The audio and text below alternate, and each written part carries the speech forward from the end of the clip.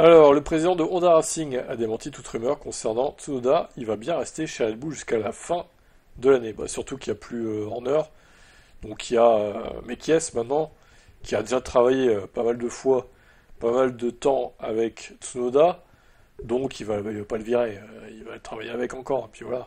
Il va même essayer de faire en sorte qu'il se sente mieux, je pense, Laurent Mekies. Tout d'abord, il n'y a pas été question d'un transfert pendant la pause estivale.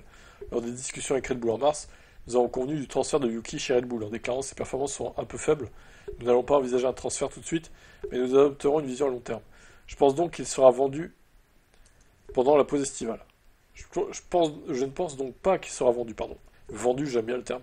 Je sais qu'il y a diverses rumeurs, mais j'ai eu confirmation auprès de l'équipe de Silverstone, où il s'est déroulé le Grand Prix de Grande-Bretagne, et je tiens à préciser que fondamentalement, Yuki courra pour Red Bull jusqu'à la fin de la saison.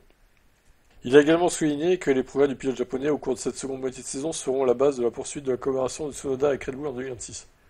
Je pense que ça reflète également les attentes élevées de Red Bull envers Yuki. Ces attentes n'ont pas changé. S'il parvient à obtenir des résultats en seconde moitié de saison, ça améliorera ses chances pour l'avenir. Mais il n'y a aucun monde où Tsunoda sera encore dans le giron Red Bull en 2026. Je n'y crois pas une seule seconde. Le mec, il est pilote Honda. Il n'est pas pilote Red Bull déjà. Et Honda, on sait qu'il part chez Aston.